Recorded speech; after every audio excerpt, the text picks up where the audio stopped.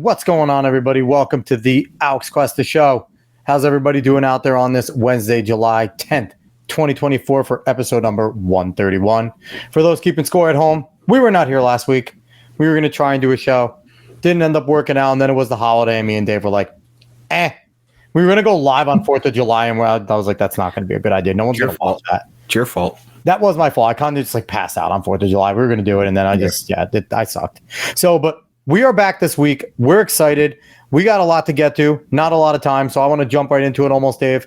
If you like what you see today, like, share, follow, subscribe, 5 stars, all that good stuff. Definitely on YouTube. Likes help, comments help. All that type of stuff is good to help spread the word. If you're on X, give us a follow, repost there. And word of mouth is the most important way that we spread. So let everyone know we are here. And as you see, we're going to have awesome guests. So I want to bring our guest right in. I'm excited to have him on. He is a repeat guest, but the first time coming on with us live. He is Wilfred Reilly. He is an associate professor over at Kentucky State University, political science, and he's an author. His most recent book, Lies My Liberal Teacher Told Me. He's also the author of Hate, Crime, Hoax, and Taboo. Wilfred, what's going on, man? Not much. Good to be on the show. Yes, excited. And, again, always nice to have you back on. We're pumped. I'm happy you even still take my DMs. That's always a good sign that we're doing something right. But so excited to have you on. So, Dave, I want you to queue up what I had you queue up earlier. So, yes. Quick question, Wilfred. Are you a fan of gaming at all? Not really, no. Not really? Okay. So a lot of my buddies were gamers as a kid. Part of my group skated a lot, and those two things kind of intersected. I never got into it. I mean, I ran track and played basketball, so I was more into physical activity. But that's not something I ever really hated on either. It was usually in the background. Quick question: were you good at track? Yeah, actually. I sucked my first year or two. So competitive running, if you're trying to go downstate or something like that, is actually surprisingly difficult. There's a technique to running where the hands have to move very slowly. He went to college. He went to college for it. Yeah. It was pretty good. I would have been good enough to compete for a D2 or 3 team. Yeah. One of the things that's kind of interesting, actually, the school that I went to, East Aurora, is in the north of Illinois, right near Chicago, and the schools in our conference were all giant, like Wabansie Valley, Naquan Valley, West Aurora. We were actually probably one of the poorer ones athletically, but all of these were 5,000 kids. So try out for varsity anything would be 70 minutes. So I mean, when I came down to Kentucky, I actually saw the results of the state cross country meet. And the kids are good, they were all fast, But it was 3 mile. The winner was 17 minutes, and I realized the top 5 guys on my team would have won. Yeah, that would have done reasonably well. And this was, I don't think it's the biggest category. It was 2A or something. So, I mean, I would say for parents, if you want your kids to have that classic athletic experience, there's a lot to be said for living in a mid-sized town, as opposed to going to some giant school that has its own ROTC, armory, partnership with a college and so on down the line. So, I was okay. I mean, there's a natural cap for most people. I'm 5'10". So, I mean, most of the basketball I played was in competitive men's leagues as opposed to even for the school, which again, there were 2 guys on our high school varsity team that ended up playing for the NBA, Aaron McGee and I think Taurus Dawkins. So Aaron McGee and they went to your high school? That's dope. Yeah, Aaron McGee was, I don't think either of them did more than 3 years in the league, but still it's pretty good. No. The guy who's guarding plays for Cincinnati and shit. I mean, so you realize that your potential is somewhat limited. And I was an all right to good athlete. Yeah, so I only asked because if you see behind me, I have my singlets and things like that. I went to Marist College, ran for them, and also I have a second podcast named Talking in Ovals, where me and a former coach of mine interview people all around track and field. So I was just curious, and maybe one day I'll have you jump on there too. We could talk about your running career. That could be fun. Such as it was. For most people, my running career, I was on the varsity for 3 years in high school, got some college recruitment, and ended up going to a larger college academically. So that was really the end of the career. And as I recall, the first college I went to, Northern Illinois, being a college athlete, Northern Illinois is pretty good. No, they are. Yeah, definitely. But being a college athlete also isn't what it's presented as unless you are good enough to be upper level D1 in cinema. If you're in a Division 2 or 3 league, you're getting some money, but you don't get an athletic scholarship. Even you're just there for the love of the game. Yep. And if you're in Northern Illinois at the time, their cross country team wasn't a recognized varsity sport. So the proposal was like, okay, why don't you guys compete 40 hours a week? And we're going to call this a club team, and we're going to give you some dues, and we're going to see if this becomes one of our D1 sports. And a lot of guys are just like, okay, I want to continue it. I want to keep this going. Mm-hmm. I mean, as a working class kid, there's also that element of like, if I'm going to do some shit for 40 hours a week, I'd rather just like be the manager at a Sizzler. Mm-hmm. Get money so I can afford to go to school. So yeah, I mean, it was just a typical high school level athletic career. Mm-hmm. So I want to jump into this, David. Cue it up real quick we have our buddy. Ready. Yeah, you could throw it in the share spot. Stuttering Craig is he does a podcast called Side Scores. He used to do Screw Attack fame for YouTube. He is starting something called the Real Game Awards, and I want to cue this up because I want people to see this, and it's important, and it ties into all the lies and stuff, because right now one thing, Wilfred, that Stuttering Craig is doing with Screw Attack is he's kind of parsing through all of the bullshit going on in the gaming world and things like that. Yeah, sorry, Craig, you look terrible there. But I just wanted to give shout out his announcement here so people can go do it. So go ahead, Dave. It's 2.5 minutes, real quick. Go ahead, Dave. A few months ago when I announced Take Games Back, I, like many of you, had... Oh, no. What are you doing, Dave? Why is it buffering? Anything. Dave, are you failing me right now? Well, this might be a rough go. We might have to do this one after. We may do this one after. Let's pretty much just reached a tipping point. I was and am just sick and tired of seeing gamers just disrespected by journalists and even people within the video game industry. It is amazing to see an industry that has just such disregard for its customers. Take Games Back was and is a call to action because something has to be done. And since I made that first announcement, journalists, consultants, and industry activists have almost like doubled down. We've seen journalists dox people, literally call people's wives, and even challenge people to physical fights. I mean, what a joke. As I said before, it's one big club and you're not even invited to it. And the worst part about it is that these people have the gall to think that they get to decide the best games of the year at some overly corporatized, super sterile award show that plays it safe.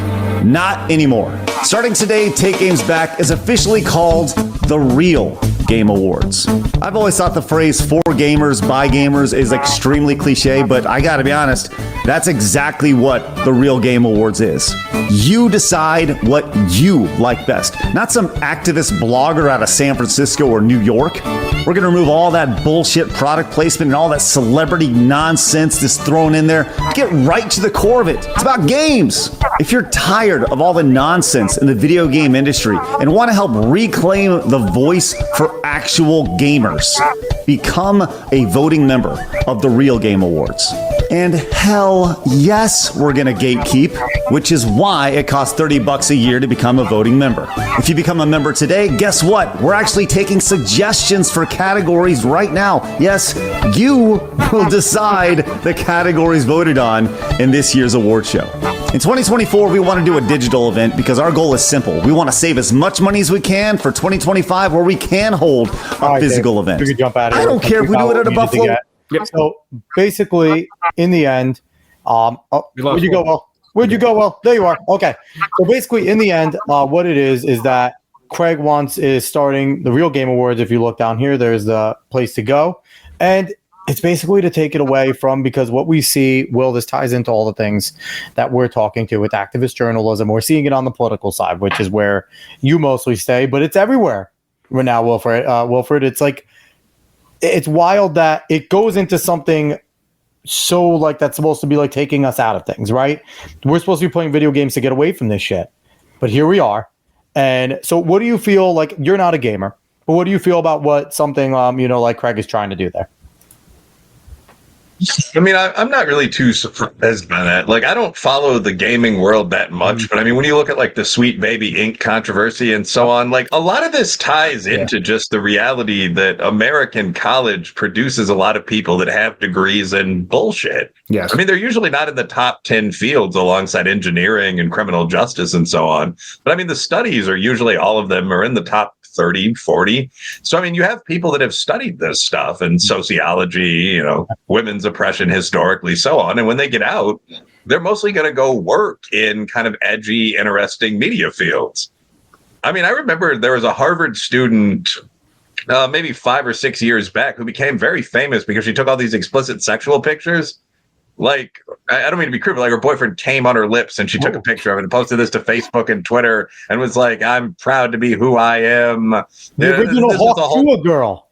No, this is something that went to Harvard. And she actually said some very funny things. Like, I like my men, like I like my universities, older and well endowed. But like, I mean, that person graduated from Harvard and went on into Edge Media and took on a typical like $190,000 a year job. The perfect name for the media company. Yeah, but I mean, for like one of them, for like Cosmo or Teen Vogue or whatever Kotaku's under right now or something like that. Mm-hmm. So yeah, I mean, you have a huge amount of these people that are in every edge industry kind of saying this crap. Like, I noticed that the editor of the lead gaming magazine was like a young Caucasian woman with a pixie cut who's challenging people to fistfights. Yep. And like, when you look at the demographic of gamers who tend to be like Caucasian, maybe Asian or Spanish guys, like, like it's a totally, there's no overlap at all. But it's just like they're saying right now that it's 50-50 guys and girls. And the reason why they're saying that is because they're counting girls that play Candy Crush and like the farming games and shit like that on their mobile phone, when in reality, like you said, you hung out with a bunch of skaters and stuff. And what were they typically?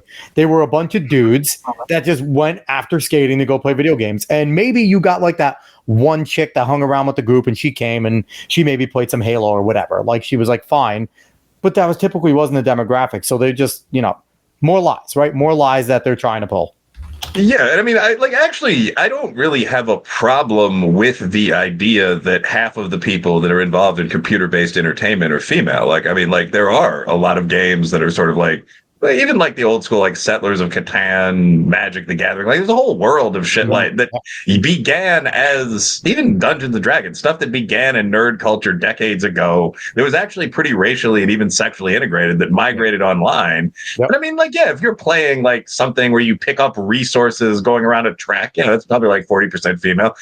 I guess the question would be how you, just coming from a business perspective, like how you demographically divide your audience.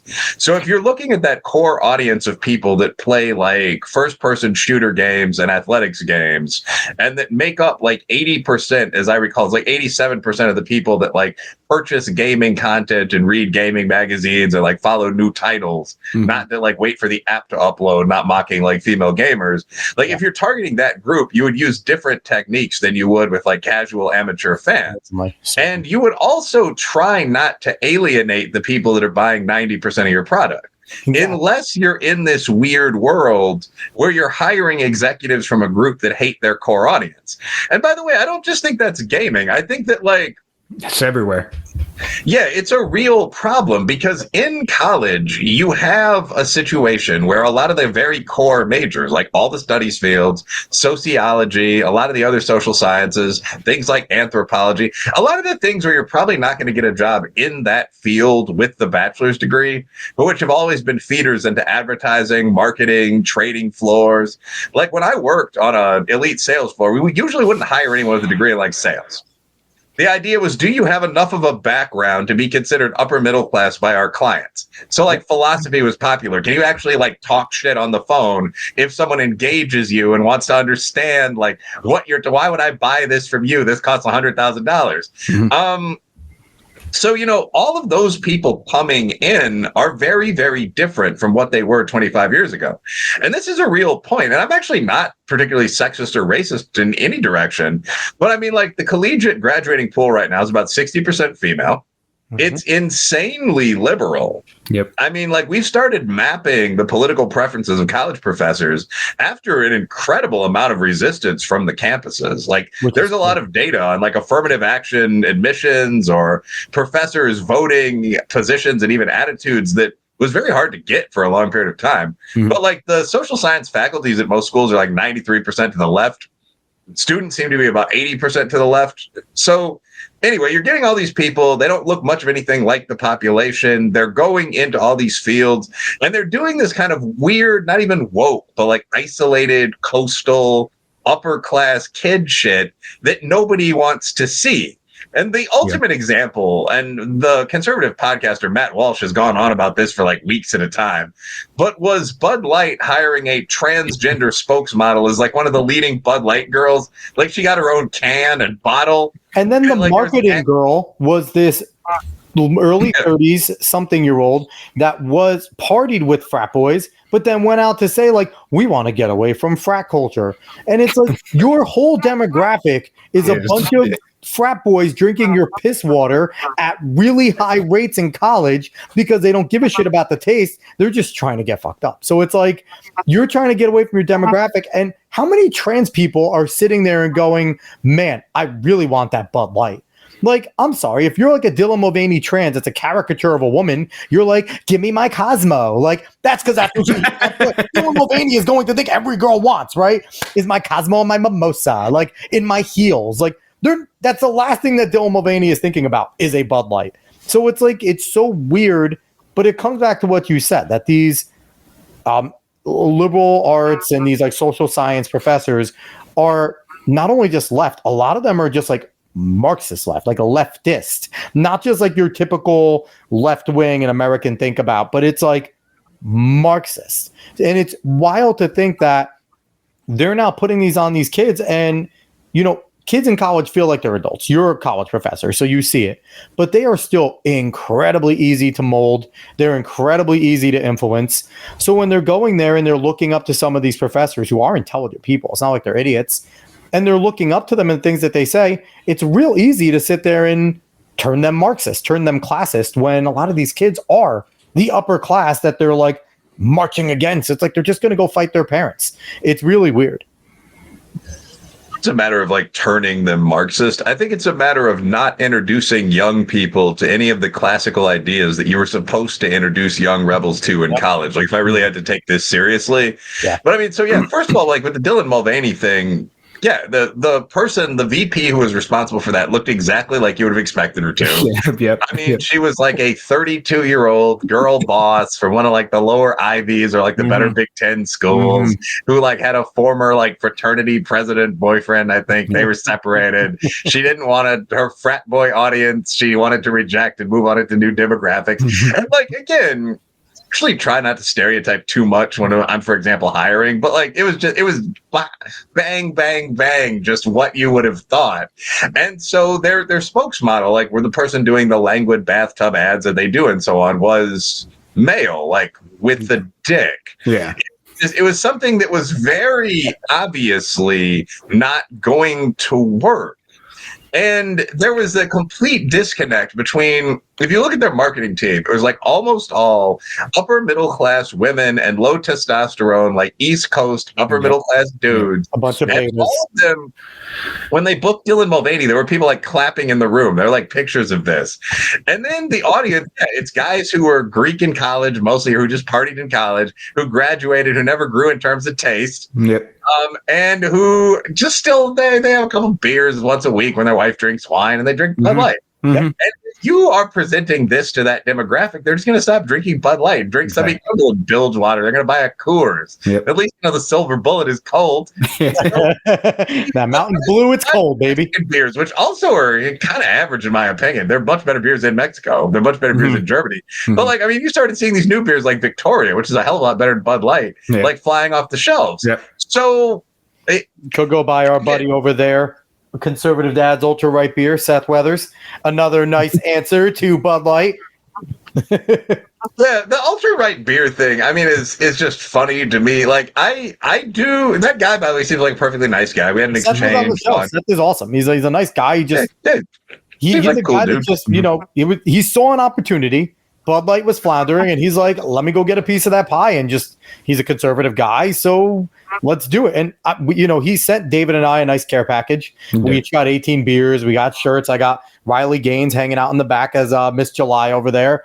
So we got a nice care package from him. And the beer is, it's like a Bud Light. It's a Coors Light. It's very much, it's maybe a step nicer tasting, a decent beer. But it's just, if you're just hanging around, like you said, the people that drink when their wife drinks wine, they could just grab a conservative dad's, watch whatever on TV and drink it. It's like, it is a fine answer. And this is not a paid promotion. We just like Seth. I don't have a problem with the guy either. I do have, there's an element of humor to these conservative brands that are responding to these hyper liberal brands, though. I mean, there's a lot to be said for your shoe company just shutting the fuck up and making shoes. Like, I mean, and Michael Jordan, who's made $6 or $7 billion by this point, once famously said that, like, very famously, for all of us were athletes. Like, he was asked, would he get involved in a race between like a black guy that was very pro-affirmative action and Jesse Helms on the team bus? And you could see him look at the reporter like, why would you ask me something like that with a camera on? And he just said, no, everyone buys sneakers. Yes. And then they just went on, Republicans buy sneakers too. Yeah. And that's a good attitude for your beer company to have. Like, I don't really want my preferred brand of cocktail peanuts to have like really vigorous opinions on Latin American politics or something like that, where I have to get aggressive and get angry about it. I mean, just shut up. Bolsonaro is free, cashews. Like, I don't give a shit. I mean, that would be freaking awesome. Okay, if like a brand of like killing bugs, it'd be like Afreta bug spray, and there's a picture of freaking It's like the thing with this though, like the ultra right beer thing.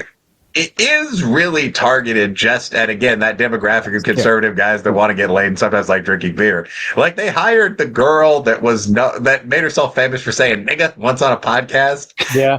To do a beer ad just because she's like a good-looking working class white chick, and that was like mildly politically incorrect. I think her boyfriend's black, by the way. She's not actually a bigot. But like, she's like a single mom. No hate for this girl at all. Doesn't that make her a bigot though? It's like, isn't that I have black friends? I have a black boyfriend. Doesn't that officially make her racist by saying that? No, I actually think a lot of people are really misunderstanding working class culture, which is like, I mean, I grew up in the hood, basically. Like, East Aurora is like a tough working class but functional area. But like the projects are like right next to where I lived. I mean, it was like, if you actually go to the hood and it's in the Midwest, you're not in Alabama or something, Boston would be even more notable. Like, there actually is a pretty large diversity of people. Like, there's a very large Hispanic community by this point. In Chicago, we still have a lot of Italians, Irishmen, people from there's a neighborhood called the Ukrainian Village in Chicago. It's not an especially upscale one. So it's just like, if you actually see like a white girl making bad cookies and talking about my niggas, the odds she's a racist are really low. Yeah. The odds she's a single mom with like a black baby daddy and a white baby daddy are really high. And I think a lot of guys knew that. They were like embracing her, like, alt-right moves ever forward. Like, come on, kid. The funny thing is too, it's like, you bring up like the diversity, and it's something where if you grow up in certain areas, it's just a vernacular, right? Like, people are saying it, and it's like white, black, Spanish, and you're the weird one if you're not responding that way. It's a term of endearment. Like, you're just saying, it's like saying dude at some point. It really is. So it's like, that's correct. Yeah, that actually, like the N word. Since I've gotten my profanity cap this 5-minute segment. The N word. I don't care. I'll say the N word one more time to go back to my normal speech. But like the N word and other terms like motherfucker are actually things I try to say less as an adult man, because like talking like you're 18 sounds kind of trashy if you're wearing a suit. Mm-hmm. But I mean, yes, that's exactly correct. Like, when people say any of the major racial slurs or things that come close, like white boy or things like fucker, playing basketball, they're not making any kind of deep ethnic statement. No. And the idea that they are, again, is an upper class thing where you have these sheltered like theater kids that didn't actually play ball or wrestle, much less join the army or work in a garage or anything like that, looking at normal people interacting and saying like, my God, they just traded a black insult for a white insult. These people must hate each other. No, they're like foster brothers. They're like, best friends. Yeah, you're best like there at all. They were in the same army your best regiment. friends more than and there's a huge difference. Very likely to be very close friends. Yeah, and there's a huge difference between like the lower class or middle class or playing basketball. Like they're being more blunt to each other. They're just saying whatever the hell they want to say. The upper class people, they're a little more catty. There's usually a hidden motive depending on what they're trying to say to each other. So they're projecting that what they would do to people onto the people that are just having normal conversation. Yeah, I think that's true. And I think there's a real reluctance to recognize norm. So one of the things that's really weird in higher education that's crept into day-to-day life is this reluctance to recognize normal human behavior. Yep. So, like, do you guys know who Ella is? Oh, yeah. On Twitter, right? Yeah, like sex worker chick on Twitter who's also from like I've seen her. She does polls all the time, right? Yeah, but like one of her polls recently, and by the way, I don't actually encourage guys to sit on an ass all day like watching porn and playing video games as a prelude to like my comment here. But like she asked guys, one, like how much do you do subcultural stuff, including watching pornography, blah, blah, blah. And two, how much do you think women would like certain sexual things, like choking if they give full consent to it? And she asked a bunch of guys, and it was very hyper detailed. And then she asked a bunch of women how much they liked the things. And what she found was that the more guys avoided kind of like the proper collegiate take on stuff, like the more they did watch porn, the more they'd actually dated like normal women, so on, the more accurate their take on what women wanted, which is at least as quote unquote dirty as what men wanted, was. And I don't think I was surprised by that at all. You shouldn't be, really, because it's just like, oh, if you do a normal behavior, if you're more exposed to something, you'll learn more about it. What a surprise. Yeah, but go ahead, sorry. Yeah, you're right. It's also just kind of intuitively obvious. Like, not, but I mean, like the number one selling woman-coded book of all time. Oh. Did we lose Wilf? I hope not. Down the line. Like, but the point of this, can you guys hear me? Yeah, you went out for a second. Yeah.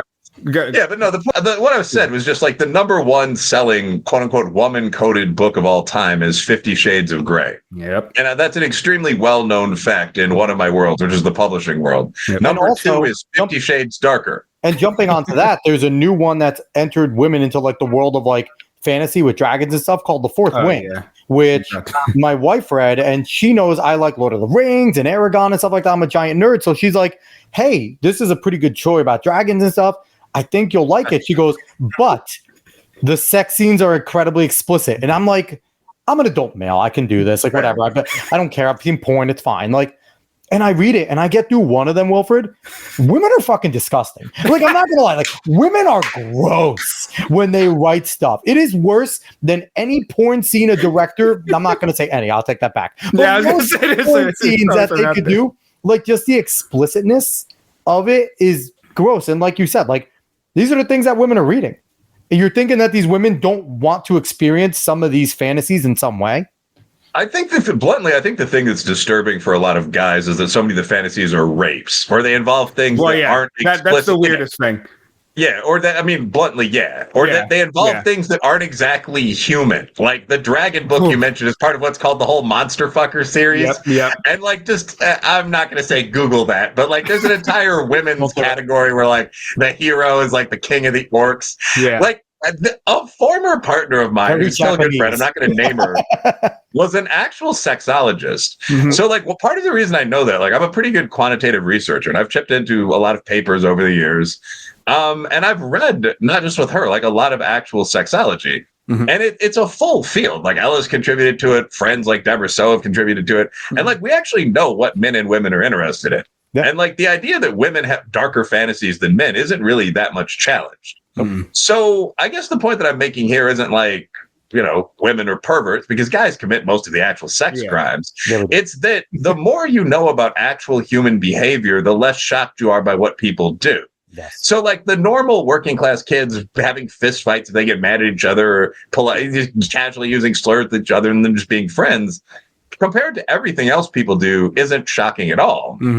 The disconnect is that you're bringing in these people that don't like ordinary people to run ordinary people shit. Like to take over a company that's designed to make games so that guys can get home from the plant and chill with their friends. Yep. So if you start doing that and you start putting this weird post-collegiate crap in them, like all the characters are, you can't pick one sex for your character now in some games, right? It's type A and type B. It's They're type A, male type and B, female. body type, yeah. Body type A, body type B, and they but you have games that they champion like Baldur's Gate where absolutely everything is trying to fuck you. And but really Baldur's Gate was actually like a good game, gameplay wise. Gameplay was good, but everything's trying to have sex. D&D though, so D&D is like that. D&D is like that. D&D, but it's a game that they champion though. It's not a game that they knock. Like this is. What they'll champion it over is like Stellar Blade, where Stellar Blade had a good looking Korean model who had very many assets. Who they're like, this is bad for women because people like the way she looks. And then the real model's like the fuck, like she's actually well put together. Exactly.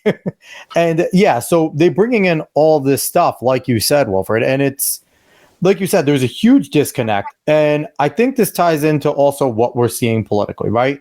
But the thing is, the whole entire veil has come off because what have we been getting told about Joe Biden this whole time, right? We've been getting told that Joe Biden is with it. He understands. He's sharp. If you consumed any conservative media, you've had enough proof since he was running in 2019 that there is nothing sharp about him, right? But we just saw, what was it, last night? Jon Stewart went on and was like, this is alarming what we're seeing. We need to sit there. And it's like, only if you haven't been paying attention, you see that this is alarming, right? So this ties in again. This ties into your book, Lies a Liberal Teacher Told Me. This is lies a liberal left has told all of us. What are you seeing politically that kind of ties into everything in terms of all the lies that we've been getting? Quite a lot. So, I mean, the book itself is Lies My Liberal Teacher Told Me. 1 minute pitch for the book, and then I'll answer the question. Yeah, basically, the whole idea of the book is that for decades, really, we've been hearing this weird idea about America, which is that we're the worst country in history, probably. We were founded on slavery and the merciless murder of the Indians, which is totally unprovoked. All they did was live peacefully and dance and make love inside longhouses. And, we abused women, which no one else did, and dropped big bombs on our military opponents. So you have all this. But something that I found more interesting is that you have a narrative that, again, is really, really common in the educated classes, which is sort of like nobody knows this because our national story is told from the right. Yep. So you have all these books that are kind of like designed to educate the kids. There's a very famous book by Jay Lowen, Lies My Teacher Told Me, which is just my book in reverse. It's like all this stuff that's in like 1950s textbooks. Yep. There's another book, 1619, A Black History of the USA. And I'm exaggerating a little bit here, but, practically the subtitle, and the lies they're telling you. This is just the full title, Bury My Heart at Wounded Knee, A Native History of the United States.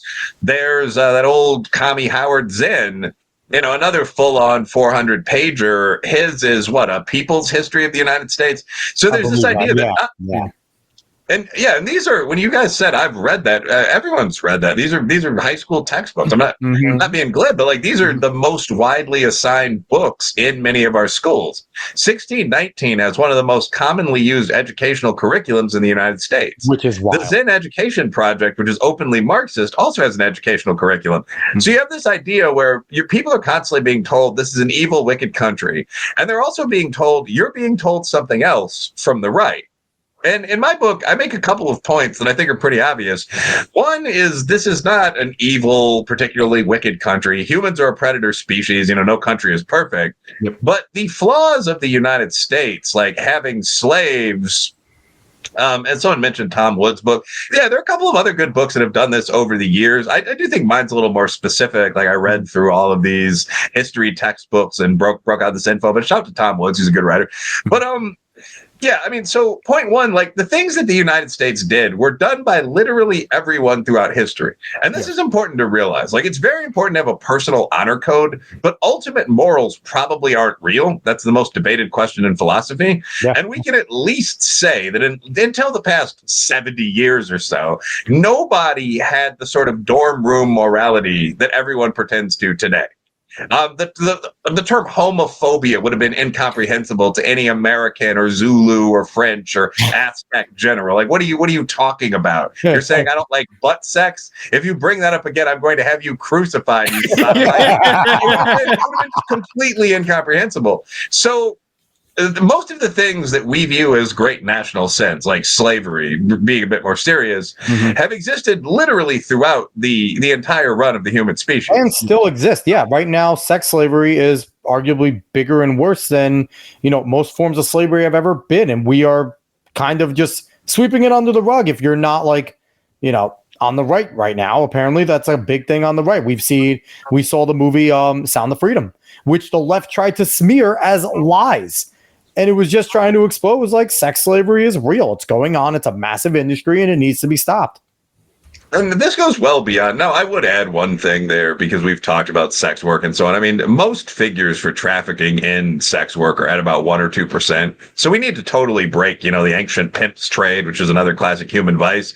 But I mean, there are about 3 million women on OnlyFans right now. So I don't think the majority of people that are harassing you online with their pornographic content are actually being pressured to do that by pimps or something. I don't think the normal guy looking at the ad is somehow at fault because of some hidden system we're all ignoring or something like that. Yeah. But yeah, I mean, those people, the Sound of Freedom sort of stuff, traffickers from across the border, the punishment should be death. Absolutely. But it goes beyond sex slavery. I mean, it's just slavery even today, before I get back to the core point. I mean, there are entire countries like Mauritania and Saudi Arabia where slavery wasn't legally banned until the 1980s, and where it still continues. There's another term used like chattel serfdom or something, but where you have kind of the I owe my soul to the company store we had 100 years ago. Sure, it's free now. You can leave as soon as you pay off your debt. Exactly. What's my debt? 100,000 rupees. How much do I get paid per year? 40 rupees. Well, it's going to be a while, huh? Yep. So that sort of thing goes on globally. There are about 50 million slaves globally. I know this data because one of my causes actually is fighting modern slavery. It's some of the charities that I give to are in that field. So what are some of those charities so we can so people, if they want to look it up, that they're there? Give me a few of your ones that you prominently and if you want, you could share your screen if you want to look it up too. We can throw it up there. Well, there are actually quite a few. I mean, so I've given to IJM, which is International Justice Mission in Labor Trafficking. I can just really read these off. Yeah, go for it. I mean, so I literally just pulled up. I have the Fight Modern Slavery saved, so I didn't do anything unique and original here. But I mean, probably the best known, Anti-Slavery International is pretty good. And if you search on a computer without cookies, most of these, I've never given to the Department of State, which is the program to end modern slavery. I wouldn't. The government has enough of my goddamn money. Yeah. I've never given to End Slavery Now. But I mean, of the top 5, so IJM, International Justice Mission, has done good work to end labor trafficking. There's antislavery.org, which is a group that sends people overseas to do anti-slavery missions. There's Anti-Slavery International. I would also mention that there's some local groups like the Free Burma Rangers that do a lot of things to fight. Yeah, FBR, that fight trafficking locally. I would recommend that people do an independent. So I mean, that's 4 right there. I would recommend that people do an independent search if they're interested in the border region, because that's not where I've given. But if you're interested in stopping trafficking at the border, that's obviously one of the major loci of trafficking in the world right now. Because what you get if you open up a resource like that is going to be hundreds of thousands of people being moved across, some unwillingly, and where you have mass migrations of prey, you have predators, to quote, whoever that British guy is who does the Out of Africa documentaries. It's horrible to think of humans in that Attenborough. But it's thank you, David Attenborough. That's kind of what's going on there now. But anyway, it's not just that there's slavery going on today. It's also that slavery existed for pretty much as long as people did. Yep. So one of the first 25 or so human words was slave. I mean, in the old cuneiform and hieroglyphic languages, you can see what people wrote down and you can generate meaning from the words that are around it. So, I mean, there's wife was one of them, sheep was one of them, and slave was one of them. And slave has a kind of a sad meaning to it. It's the word for defeated warrior. Yes. Like in Sumerian cuneiform language, it's just the term for man from the mountains or fighter from the mountains combined with another symbol that pretty much means you lost. So you came down here to fight on the plains and it didn't go well for you. Mhm. And now you are developing the agricultural productivity of King Akkad's empire for some time to come. So I guess the point is the West didn't do anything unusual, really. It's good that we stopped having slaves. And I think it should be recognized that the heroic campaigns of the USA and Britain and so on around the world are... Especially Britain. Britain ended it early, and they started going with blockades of their navy of any nations around them that they knew were still doing it, and was like, hey, number one, we're done trading with you. Number two, we're going to blow you up if you don't stop. And they ended a lot of slavery that way. Yeah, no, Britain had a more honorable response to the end of the slave trade than we did. That should be recognized. But this is actually kind of a side point, but something I talk about in the book, which is all the great historical stories that we've forgotten because of this kind of focus on crying about the recent past. Yeah. If you look through a high school history textbook, it's crazy how much of it deals with like oppression of blacks in the modern USA or Vietnam. Or the hippie movement, like all of this crap, feminism, which at least that deals with an ancient conflict between men and women and so on. But it's this very narrow niche. And the rest of it's World War II and Nazism and fascism, and then that's all they cover. Like that, those are like the 5 topics that you learn for 12 straight years, basically in some form or another. It really is. And like the only thing we learn about communism is the Cuban Missile Crisis. Meh. McCarthy was crazy, which he actually wasn't. And and Soviet Union went down with Reagan. They don't talk anything about the atrocities. They don't talk about Cambodia. They don't talk about China. So it's like those are like you talk about those 4, and then like fascism are like the only topics we get basically. Yeah, there are 2 points there. One, the McCarthy thing is actually one of the chapters in the book. So chapter 2 in the book is the Red Scare wasn't a panic. Yep. Like the idea that the Red Scare was an irrational panic is bullshit. And it was actually originally McCarthy was based, I see from the guys on the side. Yeah, kind of. I mean, it was originally driven by the Communist Party and the Fabian Society. Like the whole idea that there weren't any communists in the USA and the UK was intentional agitprop. It was propaganda designed to scare and distract. It was intentionally the opposite of reality. And we know this now. I mean, when we were fairly friendly with the Russians, when Putin's Russia was part of the G8, late 1990s, early 00s, following the collapse of the Soviet Union, but before our conflicts with Putin geopolitically, the Venona cables, the full list of exchanges between the Soviet Union and their agents in the USA and the UK were decoded. I mean, there's some that weren't, but of the more important cables, the vast majority were. And we now know who the Russian agents in the country during that period were. Yep. And this isn't me talking from kind of the center right. Like if you go to Britannica, Wikipedia, there's like a list of people named in the Venona cables. And they break out who's an agent and who wasn't. The point of all this is that all of those people that became kind of pause celebs, like, oh, he couldn't have been a communist. You know, like, oh, if you look back at the Alger Hiss Whittaker Chambers fight, or if you look at Julius Ethel Rosenberg, Dalton Trumbo, like all of them were Russian spies with like code names and handlers. And the whole reason Reagan got into politics and became a Republican is because he was going to these SAG meetings. I don't know if it was SAG back then, but it was all the actors, and they were out communist Film Actors Guild fans, but they were out communists, and he's just like, wait a minute, I've always been, a little bit left leaning because I've grown up here, but this is crazy. And anyone that tried to speak out, you got shunned, and that's when Reagan kind of became more of a conservative and kind of not even conservative. Reagan and Trump are extremely similar because neither of them are conservative. But I digress. But that's like you see that when you had a prominent actor like Ronald Reagan leaving, and there was no Red Scare. It's because they were listening to these people. I was going to say, I think Marxism. I think current times kind of bears out that McCarthy wasn't really wrong about that situation. Just the way you can see the institutions are kind of captured, and it was kind of like, oh, he was onto something, wasn't he? Yeah, well, it's weird. So one of the ideas that's always been dismissed as hyper-conspiratorial everywhere but on like the far Henry Regnery right, which is basically correct about this, and in Russia, which was terrified during the entire Cold War that we'd find out what they were doing.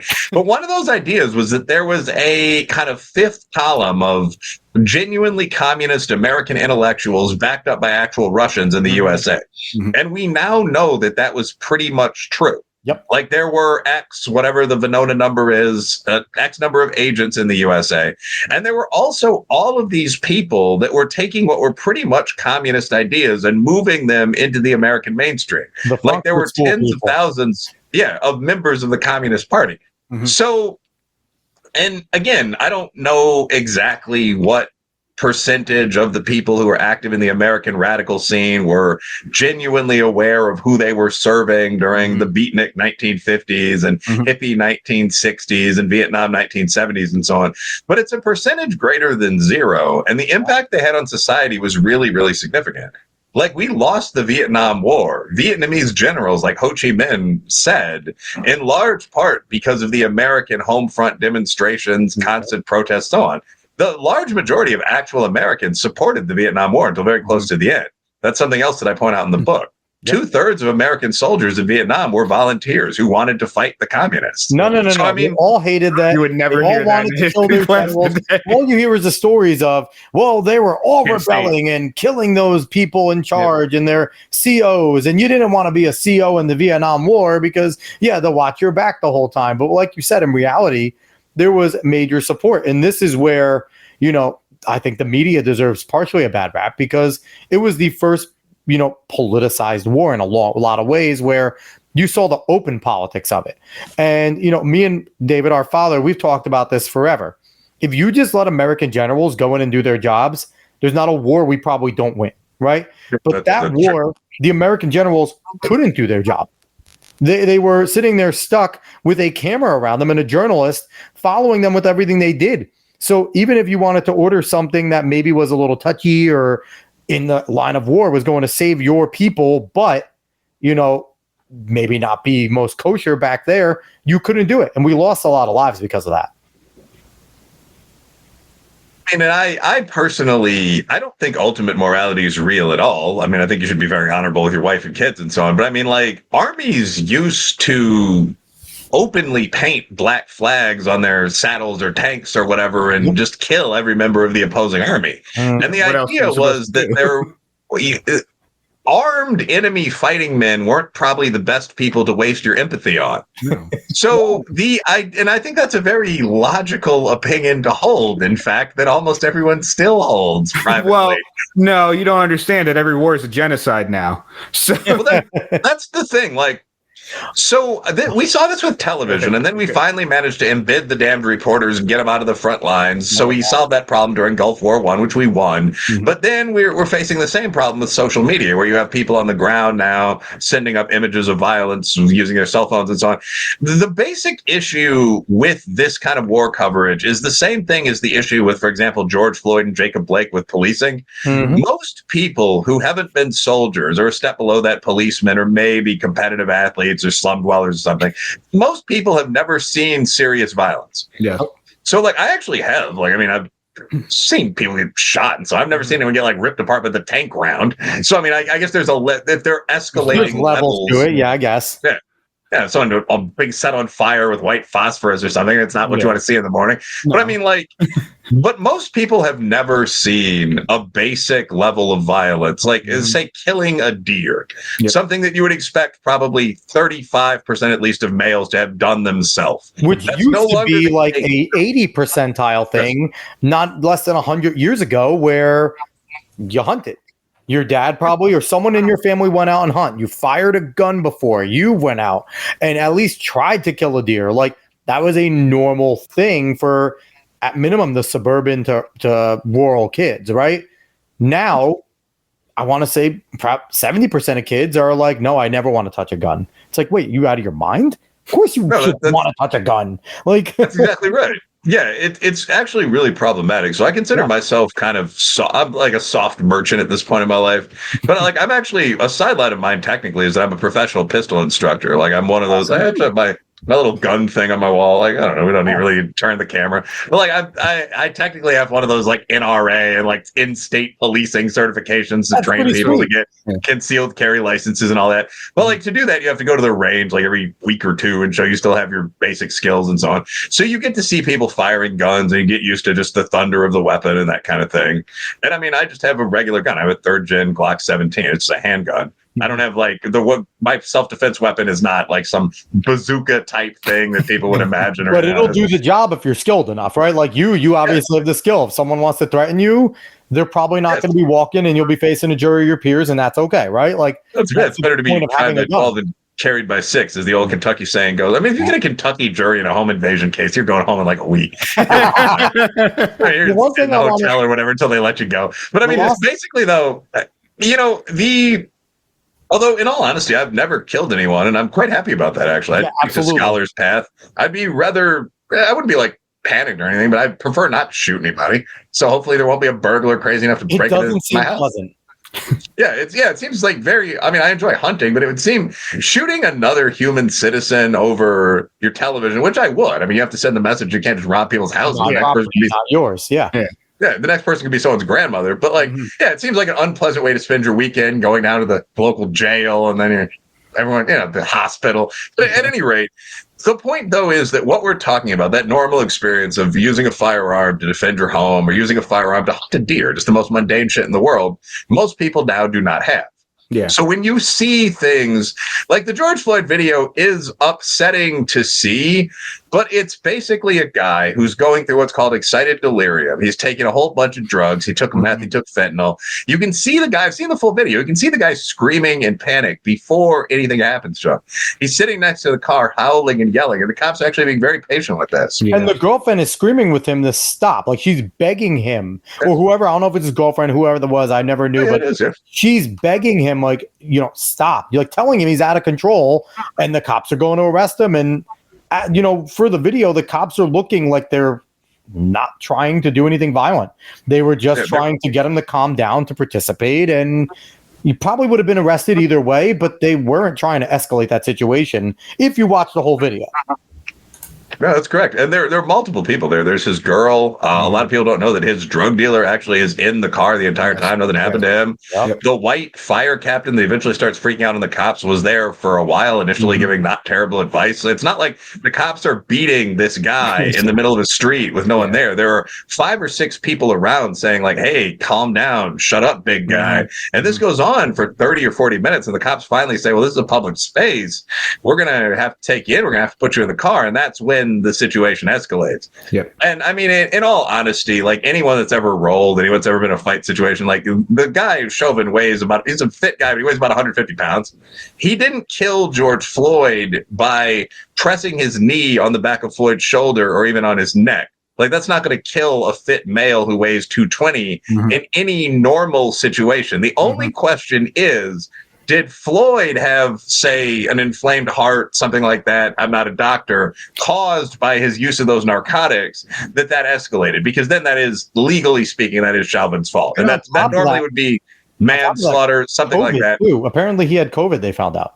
That George Floyd was suffering from COVID, which I don't know if it's true or not. Yeah, but that's what they said he had, and we know that COVID can cause issues with your heart and things like that. And all those things mixing in are a huge cause to what happened. No, that's absolutely right. Yeah. So I've actually read the full-on, like I watched The Fall of Minneapolis, and my own opinion, I think it was pretty solid. But whenever you see something like that, like I'm an academic and I enjoy banter of this kind, but I also take that role seriously. So, I mean, I just went online and got the documents. I wanted to see what was going on with this. And I mean, so Floyd had taken what for an ordinary man would be a fatal dose of fentanyl. I mean, he just had, it was a lot. Like, it was a lot. 10 milligrams or 0.10. It was over the fatal line by quite a bit. Yeah. He was also on meth. Now, he could have been a heavy user of both of those drugs. It could be different for him, but it's hard to see that not exacerbating his condition. Yeah. And I mean, my guess would be that he took something like bad ecstasy to have both those in his system at the same time. Like most people don't do a line of meth and then take fent or heroin to like calm down. If you're familiar with drugs. So he probably took what he thought of, or what he was told were like some smacky pills or something. So there's someone else that could be charged with accessory to homicide or something there. That's never been discussed at all for obvious reasons. But anyway, he also had COVID. He was also high out of his mind. There was like substantial marijuana. Like all this was going on. And so this guy is in this confrontation situation. He's tries to pass at least one fake bill. So he is going to go to jail. He committed a moderately serious crime. And obviously punishment's not death or something, but the cops, I don't think, are trying to kill it as this begins. So he anyway, the point is the video begins. People see what looks like this terrible situation. They don't know what's going on. So the reaction is, well, let's hang those officers. But that's the reaction in every situation where these totally untrained people see violence. Yep. That's also the reaction with Jacob Blake, that actual rapist who went back to his victim's house. Like, he was an accused rapist. There was a warrant out for him. He went back to his girl's house. That was the victim. Like, he tried to take a car with his kids in it. Like, so he's fighting with a cop. These are both big men. The cop says, stop. This goes on for 2 minutes. The cop gets the gun in the grip, shoots him. Only hits him twice. They keep saying there were 7 slugs fired. I mean, one was into the ground as they were struggling. I mean, but he gets hit twice. He's in a wheelchair, at least temporarily. This is actually one of the best, the most defensible police shootings you could possibly have. 100%. I mean, like, are you going to let the rapist take the kids? What are you talking about? But but it's the same thing.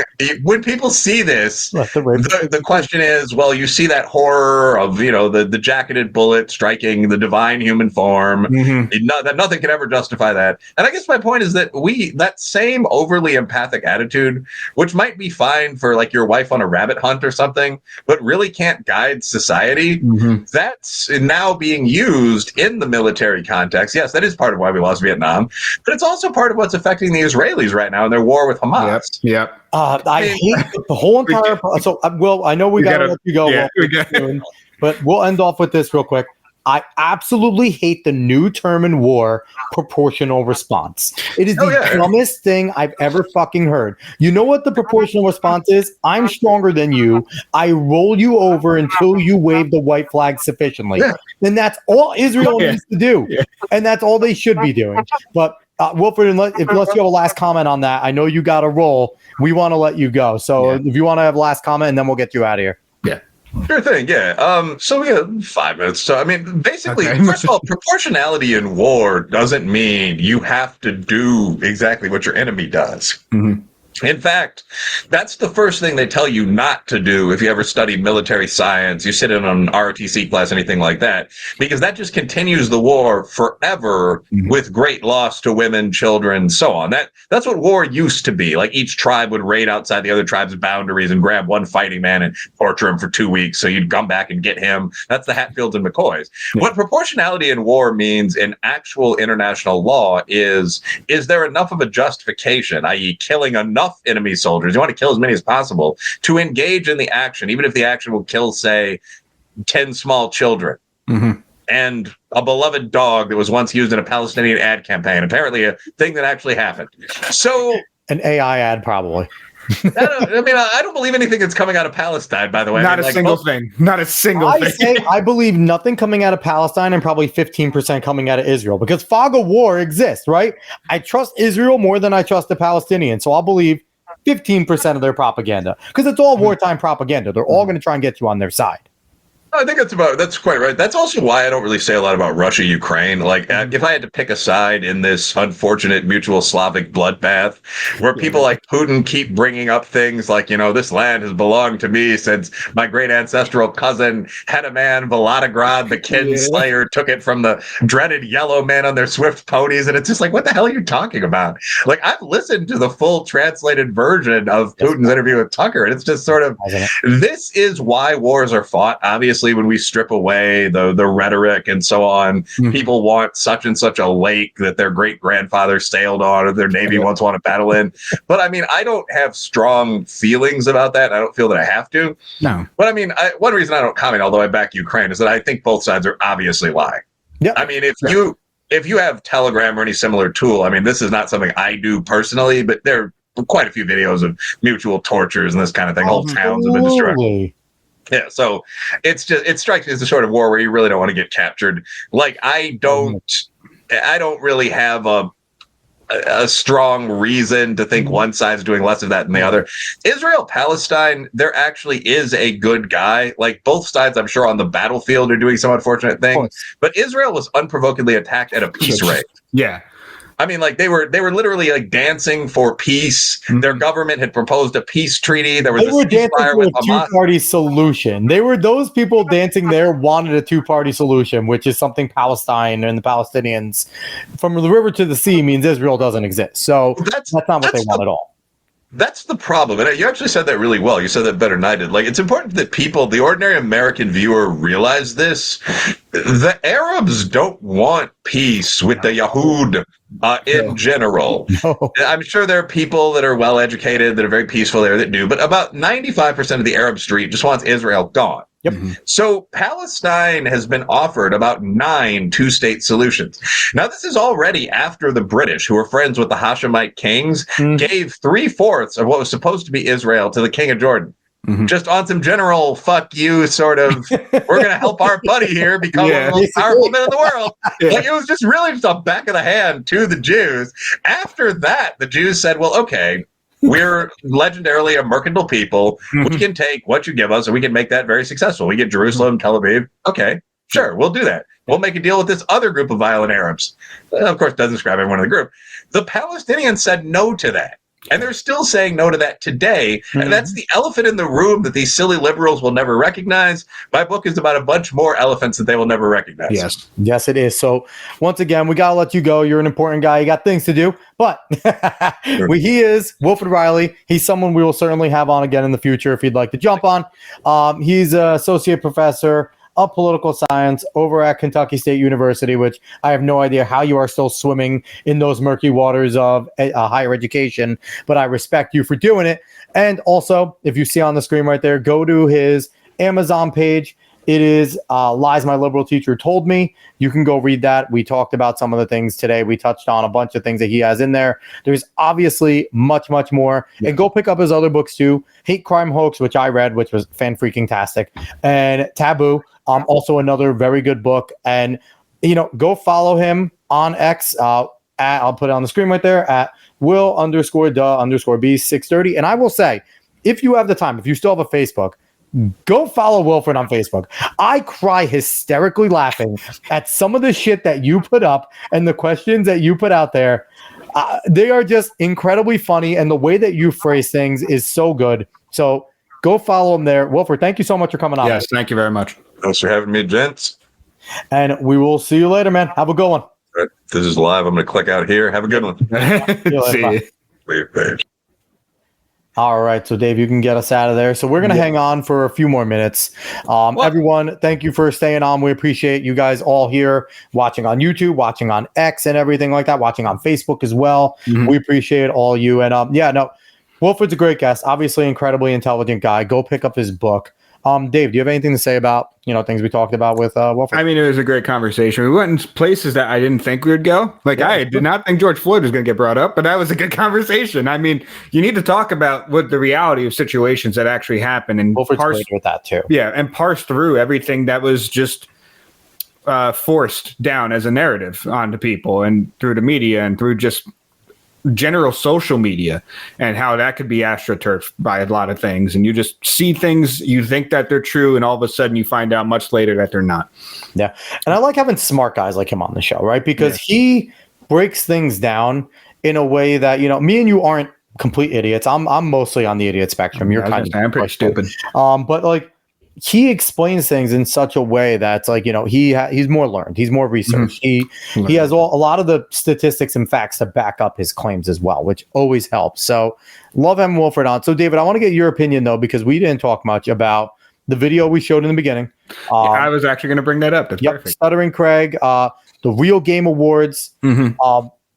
Everyone, Dave, if you want to pull that back up real quick, we could throw it on the screen, but anyone that's a gamer that is watching right now, that's listening later, this is something I highly recommend. Not only do I recommend you go there, I recommend go to Side Scrollers. Go listen to that podcast. It's on YouTube. He's on every day, 12 o'clock Eastern, 11 o'clock, I believe Central. He's in Texas, so it'll be Central.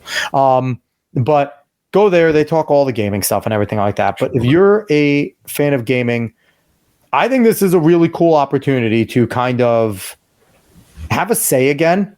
Because you have your IGNs, your Kotakus, your Polygons, and, Wilfred touched on it. I didn't expect him to know about the Sweet Baby Ink stuff either. I was pretty dope that he brought that up. But this is definitely something that I think if you are a gamer, you should definitely check this out. And like I said, it's $30. You can go there, the tier, $30 a month to be a member, a voting member, and to nominate. You could just support. You could just do, just regular monthly support and suggestions for topics, and you can go above and beyond, right? You can go to the award show. You could do a bunch of cool stuff, but at minimum $30 a year. It's not a month. It's $30 a year. Will get you the opportunity to be a voting member when the show award comes and all that. So what do you think about this, Dave? I like it. I like it as just something to try, because that's what Craig's really trying right now. I trust Craig. I just do. He's put on events before. He's done it in the past with probably less money than he's going to get now. I'm going to assume. I think they already have 200 people, so they already have $5,000 towards this, and that was as of today's show. Yeah. So, but I trust them to actually try to put on a good event, an event that's that actually means something to the people that are giving into it. And I like it as a start, as what we need to do in order to try to take some kind of semblance of power back from a bunch of people that don't actually even care about games. And also, what gives me faith is he's involved, obviously, but also his board members that he announced so far. He has D-Day Cobra, Jeremy from Geeks and Gamers, who obviously is a successful person, right? Geeks and Gamers is massive. He is a good first-person shooter himself. He has Mark the Cyborg, who is the board. Mark the Cyborg, who is a very good gamer. He also has Cabrutus over there, who started Sweet Baby Ink Detected and now DEI Detected, basically. And someone who's been attacked and obviously a gamer, right? He did it on Steam, and he said there's going to be more announced. But just right there, those four guys, that those are four individuals that are dedicated to the gaming space, right?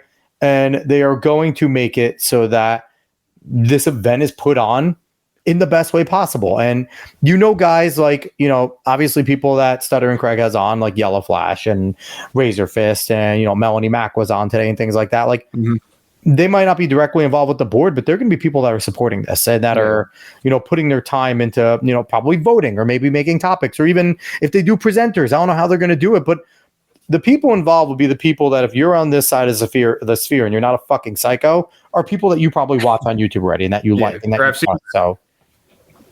So I'm excited. In the next few weeks too, I feel like we're going to have people who may be involved with that. I'm not going crazy about who we have, because you never know who comes on. People back out last second. So I don't want to throw that out there, but it's an exciting time right now. And especially this jazzes me up to want to play some games. It really does, to want to pick up and play some indie games. But play some indie games. We even play some of some of the games that are going to be there, or just just whatever, so I can have an idea, because I'm considering jumping in here and putting my $30 and suggesting topics and becoming a voting member, because I do pay attention to the gaming world. I just don't freaking play them all the time. Yeah, and funny enough, I'll say one more thing about Real Game Awards real quick. Yeah, I think this is just, if you can't support it, then you don't have to support it. Watching the shows are more than enough to try and support these types of things, just so people know that they have other people on their side. Yeah. But this is just a step that basically every single kind of medium needs to take now.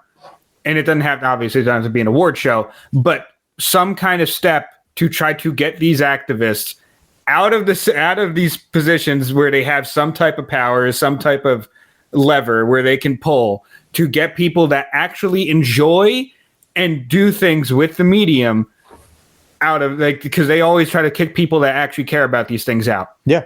You need to get them out and get everyone that actually cares about these things and actually wants to participate actually together and rule the thing that you enjoy. And the beauty about this is all those psychos can participate. They just got to pay. Yeah. If you pay, you can vote. You know what I mean? If they pay their $30 a year, the same activists are there, can vote, they can suggest, they can pay, and they can see if their ideas match up with the other gamers. But they're not going to do it. They would never do it, because they don't actually enjoy these things. They don't actually enjoy the medium. They don't actually want to participate with the people that have love for these things. That's all these activists that do are in the same kind of way. Yep. They never actually love the thing that they go into and that they infest and that they try to kick people out of. They never actually have any love for it. They have love for turning it into what they want to turn it into, which is always a part of the revolution. So that's what it's about for them. Yep. It is not about the actual thing. It is about turning it into what they want to turn it into. And it is entirely within your right to tell these people to go fuck themselves. And entirely within your right. Like when you're in D&D and someone tries to tell you an orc is black people, you're entirely within your right to tell them to go fuck themselves and to never take another goddamn step around D&D ever again. So when I pay, it's going to be like the best projected racism in video gaming. And so that we can call out these fucking assholes that sit there and try to like. That's not a bad one. And it could be not necessarily a game, but it could be like an article or it could be a clip from these gaming journalists. The best projected racism. Yeah. I think that could be a really good voting. And you can have like, and we had, Nate said before, Alyssa Mercanti. Yep. You know, you can have Mercanti over there and we can have her doing her whole entire shtick. And I think that's a good one. I might suggest that one. I want to talk to you about something really quickly. Oh boy. So there is a game coming out very soon. Very soon. Is it going to hurt me? A game. No, it hasn't hurt me. A game that I actually think, from all of my biases towards the people that are making this game and towards what they've done in the past, but a game that I actually think could come out and be pretty good, and that is the new college football game. I don't know how much you've seen of this game. It looks like doesn't look like Madden. Doesn't look like gameplay or trailer? You want to throw up there? I have this gameplay first look, but that's people actually playing the game. We can watch it if you want. If you want, well, what do you have? Do you have something that just kind of shows gameplay like that? Hold up. We'll watch this. Because they talk about it, but we don't have to listen. We could just watch the game. You can mute it or whatever. And that's right. I have it muted, so you can pull that up. But this is Texas and Michigan. And the thing about this game is that it shows something that a lot of old games. That's pretty sweet. That's pretty sweet, Nate. IMDb leaks Sweet Baby Inc.'s upcoming games. You should not buy those. 100% should not buy those. I saw that on. I saw that. Yeah, that's awesome. But the thing about this game that gives me hope, now I'm going to probably wait until people buy it and I actually see more of it. But the thing about this game that gives me hope is they actually have some care within the game. Like, you didn't see it there, very much of it. But for the game itself, the attention to detail, just the time of expanded playoffs would have, but the attention to detail within the audience, within the teams coming out, they all have their own actual like way that they come out onto the field. I'll actually skip to the Penn State one so you could see it because they have the mascot. But you know what I kind of like? It's not that nice looking. It is not. Don't get me wrong. It's nice looking. It's an upgrade. Nice, but it's nice looking. But it's not to the point where they obviously gave a shit about the graphics more than they cared about the game. Yeah. It looks like they're trying to make a fun game. And you know what? It really just looks like a college football game. Yes. And that's the thing. Like, this one I'm explaining to it right now. You saw how they had that meter for the throwing? Yeah. If it goes into the red, if you go a little bit too far, it's an inaccurate throw. And that was an inaccurate throw. It's that. It's not 20 feet in the air. It's behind them. And then it's something that they can catch. But if they get it, it's something that they might not. It's something where if they get hit, they're going to drop it more. And I like the adjustment. Good. I like the adjustment animation there too, because it's a realistic looking adjustment animation. Yeah. And like that looks pretty good right there. The way he moved through it. Move through. Exactly. Like they have the stick movement like they had in 14, like they had in 13 and 14. So watch this throw. Sideline. Absolutely gorgeous. So my thing is, can we throw a fade yet? Like a real fade at the end zone? Like end zone fade. Throw that, then probably. I didn't see it in this gameplay. I want to see an end zone fade. Yeah. I'll actually That's cool. They're going on. That's Penn State. The attention to detail from our presentation team was second to none. You could see it. This Penn State run out is unbelievable. The lighting in the tunnel to the pom-poms in the crowd. Donovan, is this pretty accurate? Very accurate. Very accurate. And they got the We Are Penn State. You can hear the We Are Penn State chant. Yeah. That's very accurate. This is awesome. With their fight song. My goodness. I gotta turn the volume up on mine. I want to hear this. But that's the thing, is that everything I have seen from this game has given me hope that's actually going to be a fun game to play. Then there might be issues, but it looks like it's going to be a game that you could pick up and enjoy. Yeah. Like the recruiting in Dynasty, you actually can text players. You could do certain, like you call them and stuff like that. And it's like, I think it's allotted time, like how it used to be in some older games. Yeah. So I just wanted to show this to you. I wanted to show, because I said, I talked to Joe about this as well. And Joe's like, Dave, I don't want to have hope for it. I'm like, everything that's coming out, there's care in it. Here's the bottom line.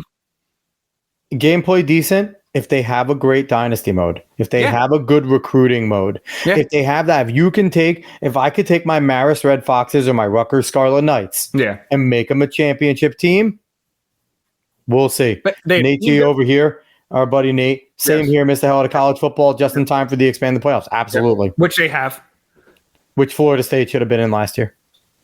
Shedeur is the highest rated QB. That is Here's the thing, though. Why is that a worry? After last year, don't get me, listen, their problem was not Shedeur Sanders. Their problem was they had a negative offensive line and the worst defense in high school.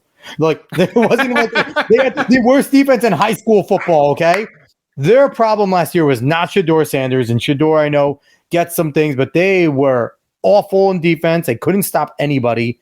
And we saw that in game 1 when they gave up 40-plus points to a decent team that went to the national championship the year before, but weren't great. Shedeur was fantastic all year. Even when he struggled, he still was poised. So Shedeur's going to be, all things considered, he's the number 1 pick next year. Also, I will say this, even if they might be dick riding Shedeur a little bit, the player ratings can be a little fucked. If the gameplay is good, if everything else is good, then I'm fine with it.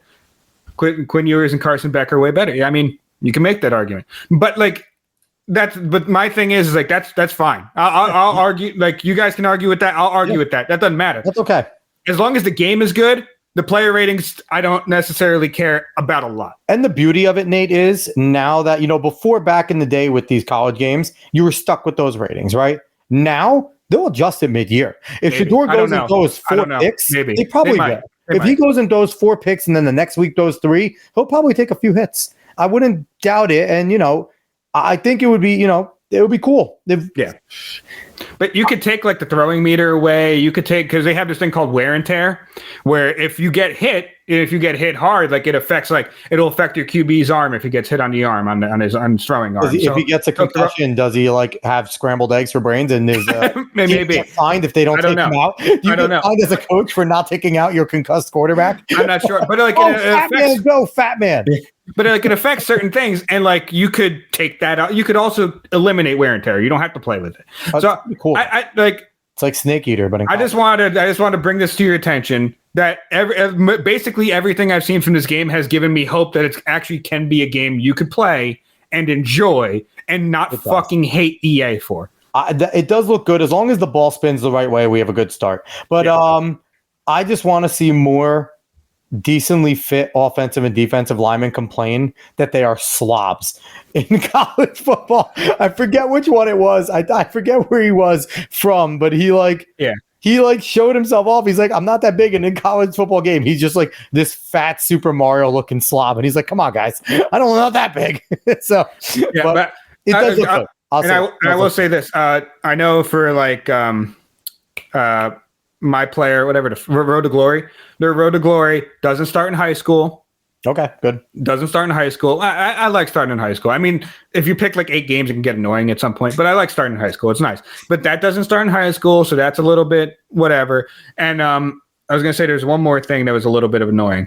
Oh, I feel like because of NIL, you might not be able to like create your own players for a team and stuff like that because of NIL. But that's also like if they're kind of stuck in that process, I can't necessarily hate them. I can't knock them. They're trying to keep the game alive. Like there's certain things that might not be as the same as before, but they harken back. It seems like they harken back to a lot of older games. But you know what though, the Road to Glory. What I like with the Road to Glory, if you can kind of choose where your status is. Are you a redshirt freshman? Are you a under you know what I mean? Like without that high school baseline to get you there, and you pick. But, you can start off. You can start off as a certain star. You can start off as a certain star. And that would be helpful. Exactly what you're saying. You can choose your star rating. That helps not having the high school thing, right? Because the high school thing kind of gave you your star rating afterwards. If you can kind of select, that's selecting your difficulty, right? I'm coming in as a 2-star. I'm going to Michigan as a 2-star. I got to work my ass off, right? Mm-hmm. But it's like if I want to go in as a 4-star blue chip and go into Rutgers as like their best recruit ever, you know what I mean? Like you could do. I feel like that helps that they gave you something there. Yeah. So here's what they have. I know I keep talking about that. That's okay. Listen, it's okay. It's a good. Can I go as a 9-binary 2-spirit in the road to glory? No, and that's a good thing. I'm boycotting the game now. If I cannot be a dragon. Oh, if I'm on UAB, I better be able to be a fucking dragonkin. Oh, fuck. I stopped sharing my bed. You suck. But I'm on UAB. I need to be. That's the UAB Dragons, right? I need to be a dragonkin. Well, right now it's Appalachian State, but UAB was up there. So they have the 12-team playoff. Yep. Their recruiting is in depth. I could try to get over to it. They have the transfer portal, and there's Team Builder. Team Builder's back. Oh, that's a thing. I like Team Builder. So, I mean, just look at this shit. Here, I'll just fucking play it. Whatever. In the background there. Yeah. But that's the thing. Just stop showing the gameplay. And obviously, like the recruiting is probably back and stuff Search like that. Where media, DM the player, context, like it's like an old school. Do they have any racist tweets? Maybe. When you search social media? Maybe. But like I mean, just attention to detail and all these things, man. It's killer.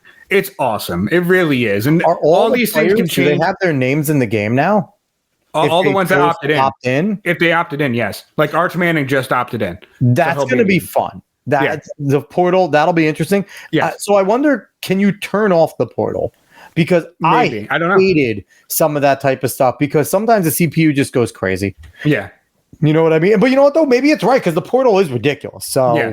And I have no idea if you could turn that off or on. But here, they might not jump into the coaching trees. But as a coach, you have 3 different things, and you cannot max out any of them. Like, you cannot max out all of them. Oh, really? You can only go you can go far in one of them, but you can't do all of them. So you can't be Nick Saban. So you either have to, what's their bigot rating? High if they're a good coach. So you have to choose offensive coordinators and defensive coordinators that either strengthen your game or better your weaknesses.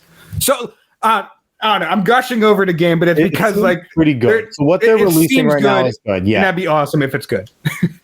I mean, here's the thing: you give us a good way to recruit. You give us a good road to glory, and they have coaching carousel back. And then James Madison, yes, they went deep. Holy shit! Is it every D1 schools in it? I don't know if it's every D1. I'm not entirely sure, but it's a ton of teams. And that was always the value of college basketball over college football. College basketball was more deep, but also a lot less graphic. The FCS teams in the game are teams from like YouTubers that made their own like team builder things. They gave them like respect. Like I watched Not the Expert. Like the Pandas are in it. They have their logo. They have they have all these different teams. I want the Trenton Tiny Turtles back. Damn it! Give me my Trenton Tiny Turtles. They don't. It's not Tiburon. They don't have their logos. But yeah, I don't know. I just want to bring this up just because, especially if you're going to play games again. Like, look at that, man. They have all their fucking intros. They have it looks great. Like that's not something that you see. I'm with you there, Nate. I stopped playing Madden a long time ago. Yeah, as you should. Because I wasn't paying Madden 25 doesn't look good. Updates and a bad mechanic transition. Yeah. But this one, here's the thing. If it could be fun, and you know what? Here's the thing. EA is not going to do this, but they should. What they should do from now on is pay $70 or whatever it is. AAA games are expensive now, right? Mm-hmm. Pay $70 for the game. Give me $20 a year for roster updates. And if you want our new things that we're adding, now pay a full $60. You could pay a full $60 to get changes like our upgrades. But if you just want a roster update, the base game has been completely... it's been completely revamped. Yeah. And that's the thing that it has never... this is me speculating completely as to why this game looks so much better than all the fucking Maddens we've had recently. But my speculation is that, it's a different dev team. It is. But my speculation is that they probably had longer to work on this. It doesn't matter because they've probably been working on 14. It really does in a lot of ways. Yeah, but what I'm saying is they've probably been working on this shit for a while until they had the time to actually make a college football game again. Yeah. So they probably had all these, and It might not be a ton of time, but it's better than a yearly release. So they've had the time to think about what they could put in the game and work on what they could put in a college football game. And I would love that. And that's why I say my roster updates. Don't give me a new game every year. Give me a new game every 2 to 3 years. Give me like a patch and then 2 to 3 years. Give me charge me for roster updates, and maybe here's an extra $15. We added this little feature, right? Or we changed this in the gameplay. This hit is now different. We're going to upgrade that. So here, give us 25 instead of, you know what I mean? And then when the new game comes out in 3 years, okay, brand new game. But don't do Call of Duty. Don't do what Madden does. Don't do what 2K does. Don't charge us for roster updates and a usually shitty thing, not a good change most of the time. So I feel like that's the way, and especially with live service games, you can make this kind of a live service game. And sports games were the original live service. They were updating. Say live service is a little bit of a taboo, so you might not want to call it live service. It was kind of the original live service. They were updating player ratings constantly. They were updating trades. Like the rosters were legit when you went to go do exhibition and restarting things like that. So, I mean, it could work if they're smart, and we'll see. But Dave, you got me sufficiently hyped.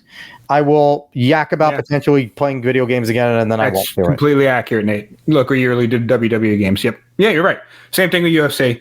It's happened with every game that's done that shit. Yeah, SmackDowns. And the thing is that's sad too. The first 2K was actually really promising. First WWE 2K. Yeah, I remember the first 2K was actually not bad. They had a huge roster. There's a couple 2Ks that weren't actually bad. But they had a massive roster, and it kind of had that same feel where you got the meter up, you did your finisher. It doesn't always win, but you have to get enough damage. It kind of kept that same SmackDown script that SmackDown established, and now they've just gone to shit. Yeah. But yeah, I wanted to share that with you, especially if you want to play games again. I feel like if that's good, you could waste hours in that. Do you want me to get divorced and be a bad dad? No, but I'm going to tell your nieces this is your fault. This is my fault. Yeah, 100%. When we're at divorce court, be like, blame Uncle David. Blame college football. Blame Uncle David. Blame Uncle David for showing me college football on July 10th. Exhibit A. It's his fault. All right. That's a good note to wrap it up there, Dave. Thank you for sharing that. Again, Wilfred Reilly, thank you so much for coming on. We appreciate everyone that watched. He's an awesome guy. Go out and buy his book. Go out and buy all 3 of his books.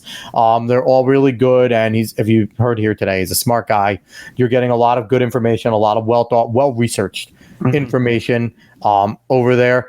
And Take Games Back is now the Real Game Awards. Please go support that and Stuttering Craig and Side Scrollers. And we'll be back next week. And we're excited. And we'll see everyone then. Go follow us on all the socials. Not Talking Novels. What am I talking about? The Alex Cuesta Show. Go follow us again there. And thank you, Nate. Yep. Thanks, Nate. We appreciate that. We always appreciate you watching. And we'll be back. Go give us a like, share, follow, subscribe, all that good stuff. Bye, everyone.